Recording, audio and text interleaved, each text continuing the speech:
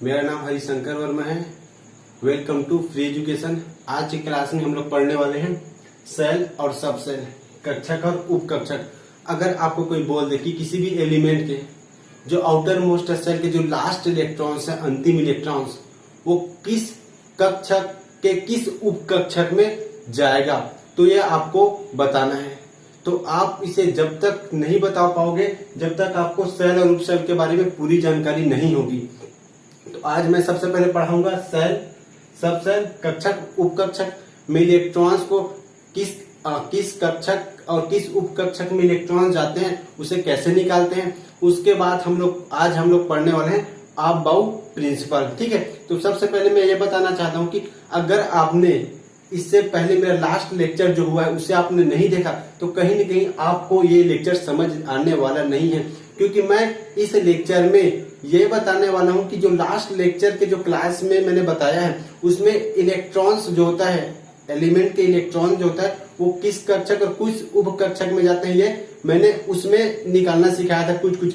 But इसमें आपको cell और उपसेल के बारे में पूरी जानकारी देने वाला हूं। तो मैं सबसे पहले आपको यही बोलूंगा कि इस वीडियो को देखने से पहले आप मेरा लास्ट लेक्चर या फिर पिछला वीडियो देख लीजिए, ताकि आपको पूरे कॉन्सेप्ट बहुत अच्छे से समझ आ जाए। तो ठीक है, तो अब हम स्टार्ट करने वाले हैं सेल और सब सेल। तो सेल और सब सेल ये किसके रिस्पेक्ट में मैं बोल रहा हूँ, किस कारण से बोल रहा हूँ, तो मैं ये एक एलिमेंट के रिस्पेक्ट में बोल रहा हूँ। मतलब अगर मैं बोलूँ कोई भी एलिमेंट है, ये कोई भी एलिमेंट है और इसके सेंटर में क्या होता है, कोई भी एलिमेंट के सेंटर में होता है पॉजिटिव चार्ज। ठीक है, कोई भी एलिमेंट है और एलिमेंट के सेंटर में क्या होता है, ये पॉजिटिव चार्ज। अब इस पॉजिटिव चार्ज जो होता है, मतलब सेंटर में क्या होता है आपका, यहाँ आपका होता है न्यूट्रॉन और प्रोटॉन। ठीक है, यहाँ आपका न्यूट्रॉन और प्रोटॉन होता है। और जो सेल बोल रहा हूं मैं, ये सेल है, ये सेल है। तो ये जो सेल होता है इसमें होता है आपका इलेक्ट्रॉन्स। तो इसमें जो इलेक्ट्रॉन्स होता है उसे ये पॉजिटिव चार्ज अपनी ओर अट्रैक्ट करके रखता है, जिसके कारण इस न्यूक्लियस के चारों ओर, इस नाभिक के चारों ओर इलेक्ट्रॉन्स घूमते रहते हैं। इसे हम लोग बोलते हैं ऑर्बिट। ये आपका ऑर्बिट है। इसे ही हम, जब न्यूक्लियस के चारों ओर इलेक्ट्रॉन्स घूमते हैं तो उसे ही हम ऑर्बिट कपलिंग कहते हैं। ठीक है, तो ये हो गया आपका ऑर्बिट। अब इसे बोलते हैं हम लोग सेल। तो पहले कक्षक में, पहले सेल में आपका आता है यहाँ पास, यहाँ जाएगा आपका एस, यहाँ तक का है एस, पहले सेल में एस। उसके बाद दूसरे सेल में आता है आपका एस और पी, तीसरे सेल में आता है आपका एस, पी और डी, और चौथे सेल में आता है आपका एस, पी, डी और एफ। उसके बाद और आगे आता है जो आपको जानने की जरूरत नहीं है, इतना आपके लिए बहुत है, सफिशियंट है। ठीक है, ये तो अब बताइए कि मैं बात करता हूं एस ऑर्बिटल की। ठीक है, तो एस ऑर्बिटल में कितने इलेक्ट्रॉन्स आते हैं, एस ऑर्बिटल में कितने इलेक्ट्रॉन्स आते हैं। ठीक है, एस ऑर्बिटल में कितने इलेक्ट्रॉन्स आते हैं, तो एस ऑर्बिटल में आपका आता है 2 इलेक्ट्रॉन, जो कुछ इस प्रकार इसमें फिलअप होगा, 2 इलेक्ट्रॉन्स आता है। ठीक है, और S और P में मतलब ये हो गया आपका S, ये हो गया आपका P। अब जो ये सेल है, इस सेल का भी तो कुछ नाम होगा। ठीक है, तो जो ये फर्स्ट सेल होता है जो न्यूक्लियस के सबसे पास में होता है उसे हम बोलते हैं K। उसके बाद न्यूक्लियस के सेकेंड पास में जो ऑर्बिटल होता है, जो कक्षक होता है, उसे हम बोलते हैं L, इसे हम बोलते हैं M और ये N।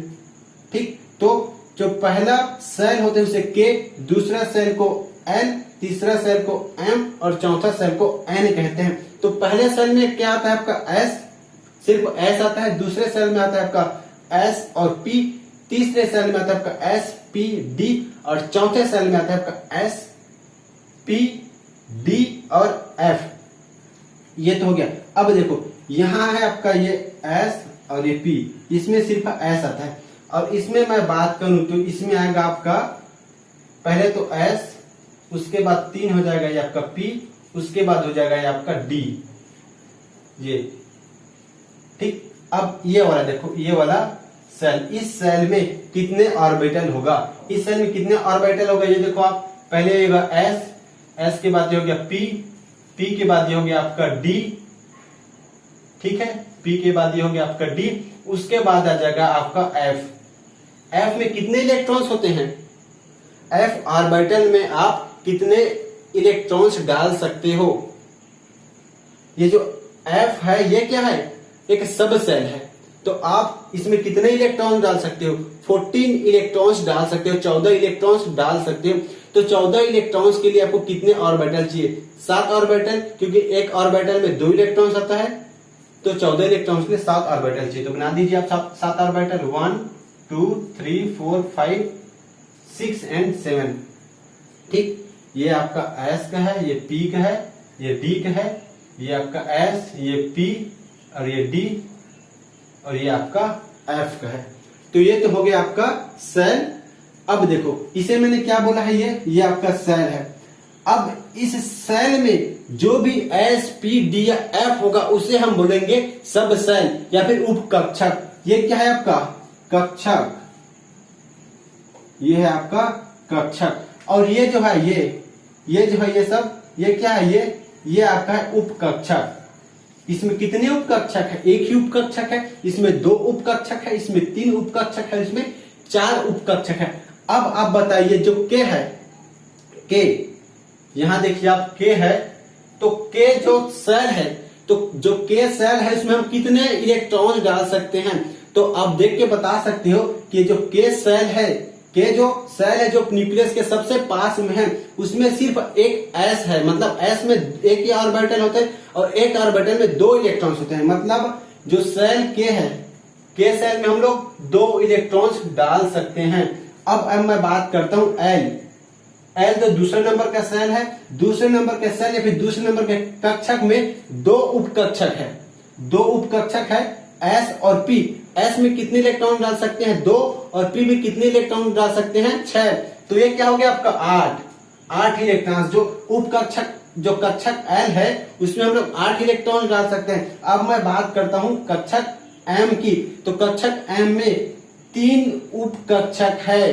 3 उपकक्षक में हम लोग कितने इलेक्ट्रॉन डाल सकते हैं? तो हमें पता है कि क्या एस में 2 इलेक्ट्रॉन्स आता है, पी में 6 इलेक्ट्रॉन्स आता है और डी में आपका आता है 10 इलेक्ट्रॉन्स और एफ में आपका आता है 14 इलेक्ट्रॉन्स।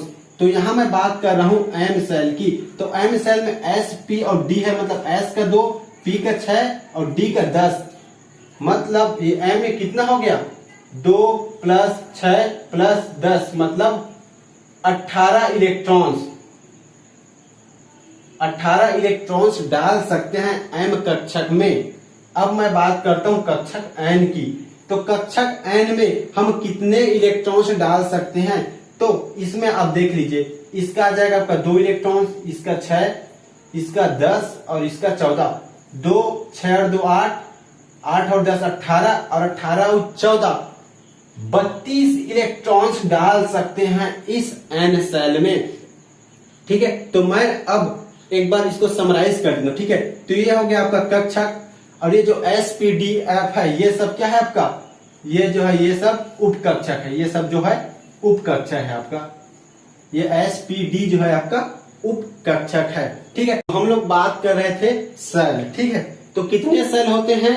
मुख्य 4 सेल होते हैं। सेल तो बहुत सारे होते हैं, बट वो आपको पढ़ने की जरूरत नहीं है। जितना मैं बता रहा हूं उतना सफिशियंट होता है। ठीक है, तो मैं कौन कौन सा सेल बता रहा था आपका? ये हो गया आपका सेल। ठीक है, ये हो गया आपका सेल। सेल में कितना वो बताया था मैं आपको? 4 सेल बताया था। ठीक है, 4 सेल कौन कौन सा बताया था? के, एल, एम और एन, ये 4 सेल होते हैं। अब सेल के में क्या होता है? सेल के में कौन सा होता है? एस होता है। सेल के में एस होता है और सेल एल में एस पी होता है। सेल एम में एस पी डी होता है और सेल एन में एस पी डी और एफ होता है। तो आपको अगर कोई बोल दे सेल कितने होते हैं, तो आप बोलेंगे सर सेल 4 प्रकार के होते हैं। कौन कौन सा सेल है? तो के, एल, एम, एन, ये 4 आप बताओगे। उसके बाद सेल के में कितने उप सेल होते हैं, तो आप बोलोगे सेल के में एक होता है आपका उप सेल, या फिर उप कक्षक, या फिर सब सेल बोल सकते हो, इसे आप बोल सकते हो सब सेल। ठीक है, तो इसमें एक सब सेल है। अब आप बताइए इसमें कितने सब सेल है। एल में है आपके 2 सब सेल। इसमें कितने सब सेल है, 2 सब सेल है। इसमें कितने हैं, 1 सब सेल है। और इसमें कितने सेल है ये आप देखिए, इसमें आपका आता है 3 सब सेल। इसमें आ जाएगा आपका 4 सब सेल।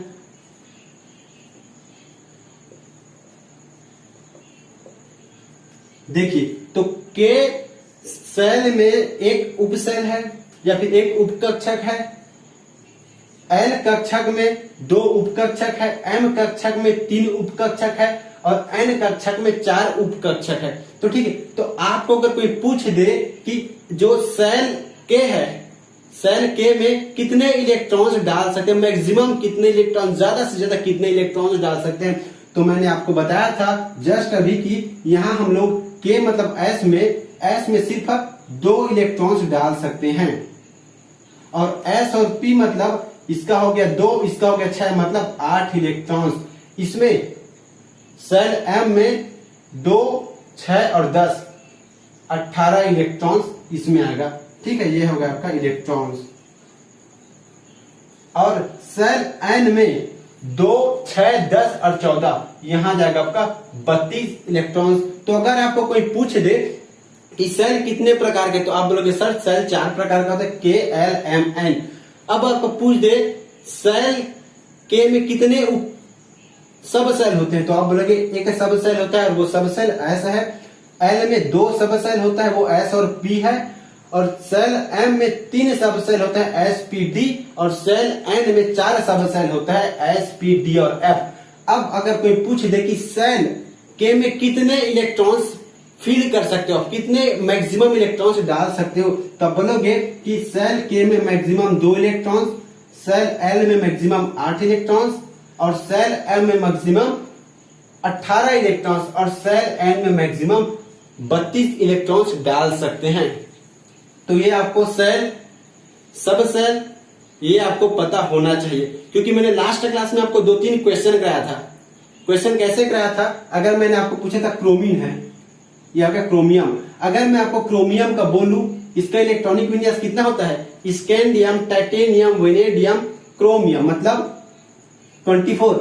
अब मैं आपको पूछूं कि 24 है, इसमें जो 24 नंबर का जो लास्ट इलेक्ट्रॉन्स है वो किस सेल के किस सब सेल में जाएगा, इसके जो आउटर मोस्ट सेल में जाएगा वो कौन सा इलेक्ट्रॉन्स होगा या फिर कौन से ऑर्बिटल में जाएगा। तो इसका पता आप तब तक नहीं लगा सकते जब तक आपको सेल, सब सेल का नॉलेज नहीं होगा। तो इसका आंसर आप 2 मिनट में निकाल सकते हो। अगर मैं इससे पहले अगर मेरा पिछला लेक्चर आपने देखा है और इस लेक्चर को आप देख रहे हो, तो कैसे, मैंने आपको क्या बताया था, सबसे पहले आपको क्या देखना है, क्रोमियम। क्रोमियम किस ब्लॉक का एलिमेंट है, तो सबसे पहले आप बोलोगे क्रोमियम डी ब्लॉक का एलिमेंट है। ये हो गया आपका क्रोमियम डी ब्लॉक का एलिमेंट है। तो सबसे पहले आ गया कि ये डी। अब देखो मैंने आपको कौन सा बताया था, 4 सीरीज बताया था। 3D एलिमेंट में 4 सीरीज होता है। ये होता है आपका 4 series, 3D, 4D, 5D, 6D। ठीक है, ये मैंने आपको 4 सीरीज बताया था। तो क्रोमियम किस सीरीज का है, सीरीज ये वाला सीरीज का है, 3D सीरीज का है। तो यहां सबसे पहले आपका डी, तो आपको पता चल गया डी ब्लॉक एलिमेंट का है, तो यहां जाएगा आपका 3। अब देखो सीरीज 3 का है और यह हो गया डी। अब स्कैंडियम, टाइटेनियम, वेनेडियम, क्रोमियम, मतलब यह हो जाएगा आपका डी 3D4, 3D4 हो जाएगा। अब आपको डी में इलेक्ट्रॉन्स कैसे फिलअप करना है ये देख लीजिए आप, 1 2 3 4। हम लोग ऐसे क्यों फिल करते हैं, ये हंड्स रूल के अकॉर्डिंग फिल करते हैं। हंड्स रूल में ये बताया गया है कि इलेक्ट्रॉन को सबसे पहले लोअर एनर्जी वाले ऑर्बिटल में फिल करते हैं, उसके बाद हायर एनर्जी वाले ऑर्बिटल में। मैंने हंड्स रूल में मैं नेक्स्ट लेक्चर लेके आऊंगा, तब आप उसको अच्छे से समझ जाओगे। तब तक के लिए आप इतना समझ जाओ। तो आपको इंपॉर्टेंट पता चल गया कि सेल और सब सेल का कितना इंपॉर्टेंट है। तो मैंने आपको सेल बता दिया, सब सेल बता दिया। आपको डायरेक्ट क्वेश्चन पूछ सकता है कि एन सेल के सब सेल में कितने इलेक्ट्रॉन्स मैक्सिमम फिल किया जा सकता है, तो आप क्या बोलोगे 32 इलेक्ट्रॉन्स। तो ये हो गया आपका सेल